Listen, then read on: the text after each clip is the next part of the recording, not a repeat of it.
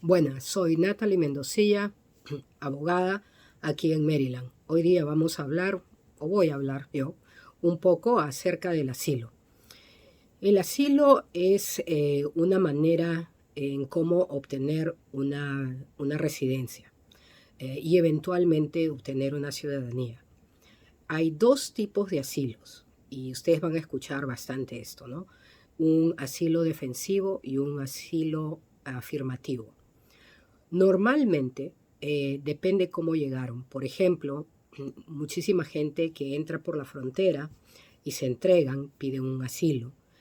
Ese es un asilo defensivo. ¿Por qué? Porque al entrar en la frontera, casi automáticamente es puesto usted en deportaciones. En otras palabras, usted no tenía permiso para entrar y lo están dejando entrar porque usted está pidiendo un asilo. Es un asilo defensivo.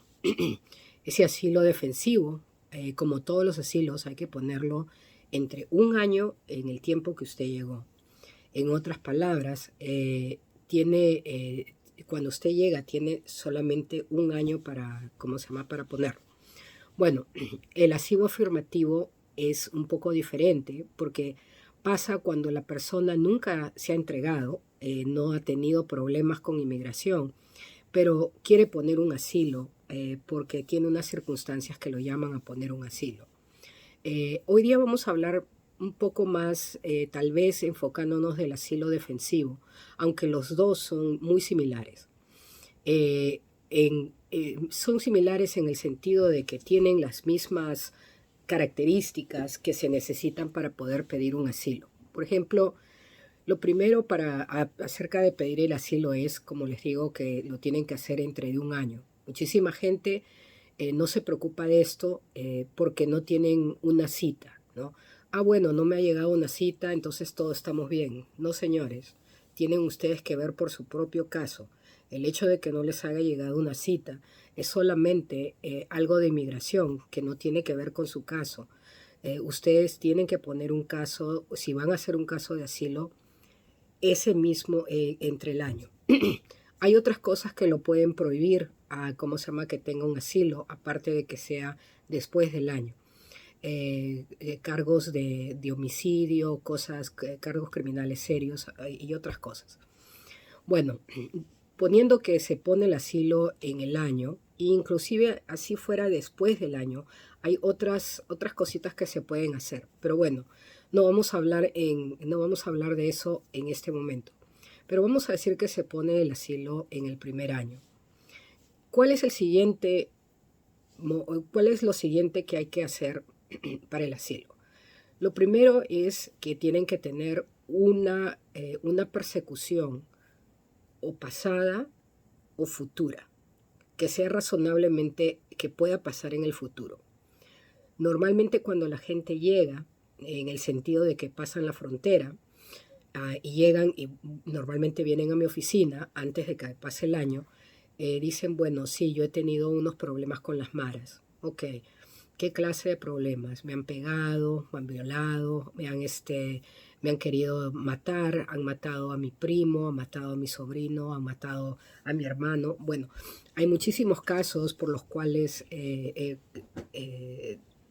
se pide el asilo, pero lo primero es qué es lo que pasó, o sea, esa persecución.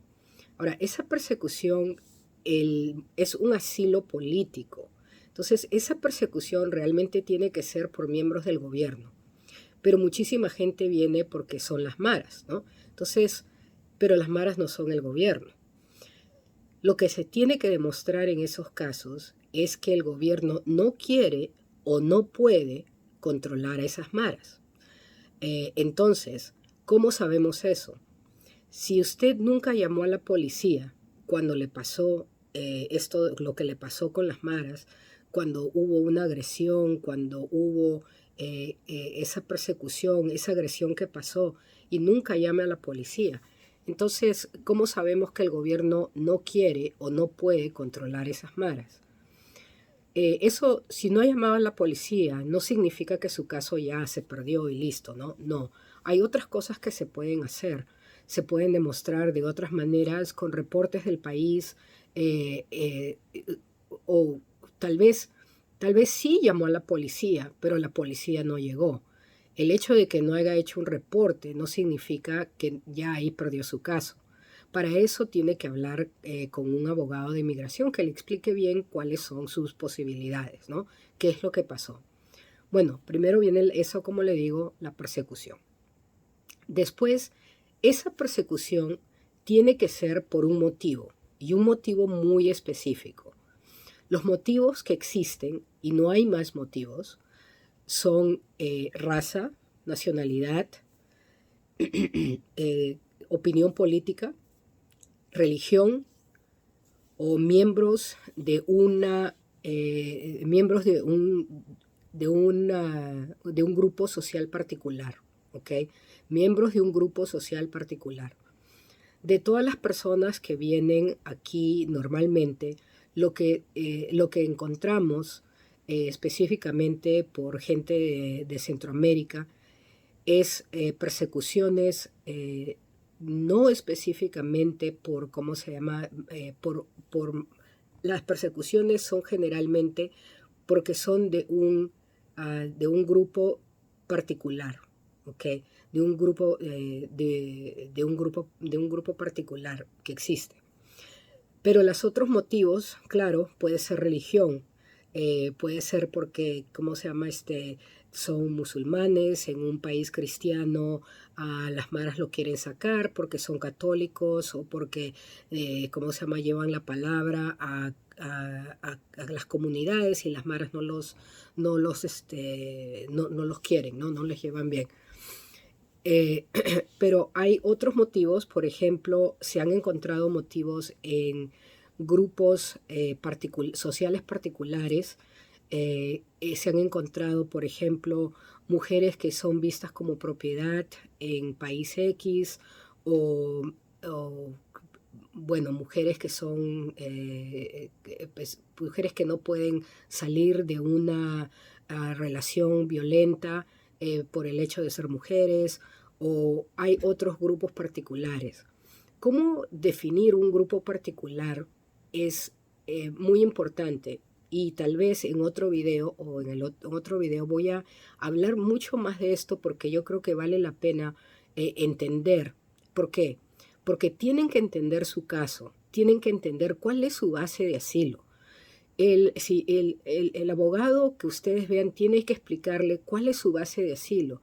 No simplemente, no, porque me violaron, no, porque, ¿cómo se llama No, eso no es donde termina su caso de asilo.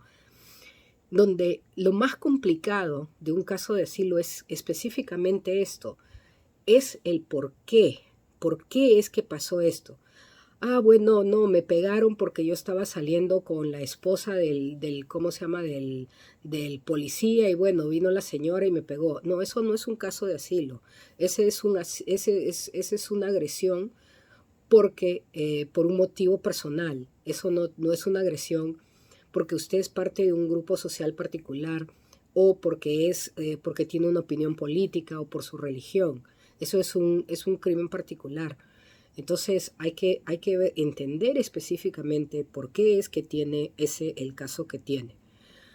Bueno, una vez que se encuentra el motivo por el cual fue maltratada, hubieron agresiones, también hay que entender la parte más importante y más compleja es que ese maltrato fue por esto. Ok, en otras palabras, ¿cómo se llama los mareros me pegaron. ¿Por qué? Me pegaron porque no quise entrar a las maras. Ok. Entonces, ¿cómo sabemos eso? Ahí es lo que viene lo que se llama el nexus, ¿no? Ahí es lo que viene. ¿Por qué? Porque cuando yo estaba caminando me dijeron que tenía que ponerme y yo les dije que no iba a entrar a las maras, que no importa lo que me hicieran. Y ahí me pegaban y me pegaban. Y yo les dije que no importara lo que iba a pasar, que yo no me metía a las maras porque no era parte de mi mentalidad estar con X personas, ¿no? entonces me hicieron un ejemplo y mataron a mi perro, bueno, algo así, ¿no? Es el nexus que hay que poner. Yo entiendo que estos son un poco cosas un poco complicadas y tal vez de hablarlas por video, eh, por un clip, no sean tan, ¿cómo le puedo decir? No se entiendan tanto. Pero vamos poco, ¿cómo se llama? Vamos poco a poco. Como digo, voy a hablar específicamente en otro video de las clases sociales particulares. Bueno, una vez que se tenga todo eso, hay otros elementos para el asilo. Por ejemplo, el hecho de que no se pueden cambiar, mudar a otro sitio para no tener esta agresión. Por ejemplo, si es un caso, vamos a decir, de violencia doméstica, donde la señora está demasiado, le pegan, todo esto, no puede ir donde sus padres porque sus padres esencialmente también creen que ella es la propiedad del esposo. Bueno, pero si se muda a otra parte de su país, si se muda 2 horas, 3 horas, va a seguir el señor buscándola, va a seguir, ¿cómo se llama? Va a tener ese problema, ¿ya? Entonces ahí es donde es, ok, si me puedo mudar, ¿qué pasa? Sí, ¿qué pasaría? Bueno, si se puede mudar a otro sitio donde bueno, sí, esto pasó hace 5 años, pero me mudé al lugar X y ya no me molestó. Bueno, ya entonces ya perdió su caso, ¿no? Porque si usted se puede ir a otro sitio y salvar su, ¿cómo se llama? Librarse de las agresiones, de las amenazas, de la violencia, entonces no le van a dar el asilo, porque se puede, porque tiene otra opción. Entonces, ¿qué es lo que hay que hacer? Bueno, cuando pasa un tiempo bastante donde ha pasado y ahora, pues hay que verlos, ¿cómo se llaman los factores de eso? No digamos que, bueno, ya se perdió, pero tendría que hablar con un abogado con experiencia para ver cuáles son los puntos mitigantes de su, ¿cómo se llama? De su situación en particular, ¿no? Bueno, una de las cosas más comunes es decir que en realidad no se puede mudar a otro sitio, porque no se puede mudar a otro sitio porque no importa dónde vaya, las maras la van a encontrar.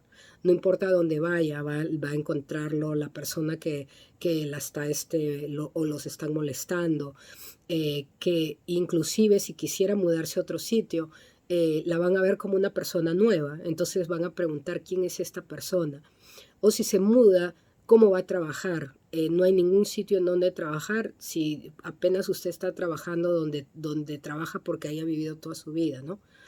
Bueno, son cosas mitigantes. Pero esas son las cosas más importantes, al igual que haber llamado a la policía y que la policía no los haya podido ayudar. Como digo, no es una cosa que, bueno, ahí termina mi caso, si no, ¿cómo se llama? Si no tengo un reporte de la policía, no, pero tiene que hablar con una persona, con un abogado como yo, para ver si es que hay algo que se puede hacer, si es que hay un factor mitigante, algo más que se puede decir, y a veces lo hay, a veces no lo hay. Aquí en la oficina nosotros evaluamos su caso, otros abogados pueden tener otra opinión, pero aquí en mi oficina nosotros evaluamos su caso y le decimos la verdad. ¿Es un caso ganador o es un caso perdedor?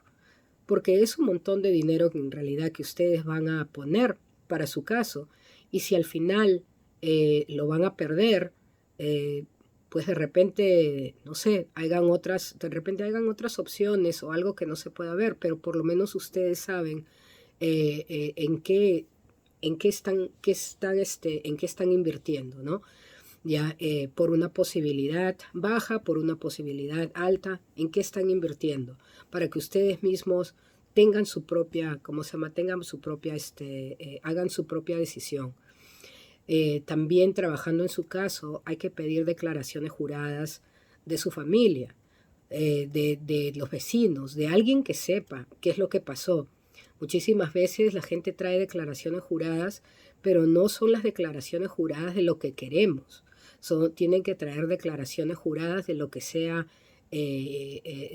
importante, o sea, de lo que en realidad lo que en realidad aumente al caso. Ya no queremos una declaración jurada, bueno, sí, fulanito de tal, muy buena persona, ¿cómo se llama? Siempre iba a la iglesia, etcétera. Eso a veces no nos, ¿cómo se llama? No es tan importante porque no aumenta, no suma nada al caso. Necesitamos una declaración de la vecina. Ah, sí, yo vi que el señor iba, le pegaba desde las 8 de la mañana hasta las 3 de la tarde, borracho o no borracho, y cómo se llama su mamá venía, claro, le ayudaba un ratito, pero igualito le decía que se quede. Ok, bueno, depende eso, en qué caso la declaración que sea en algo que sea pertinente, ¿no? Depende del caso, qué es la declaración que necesitamos.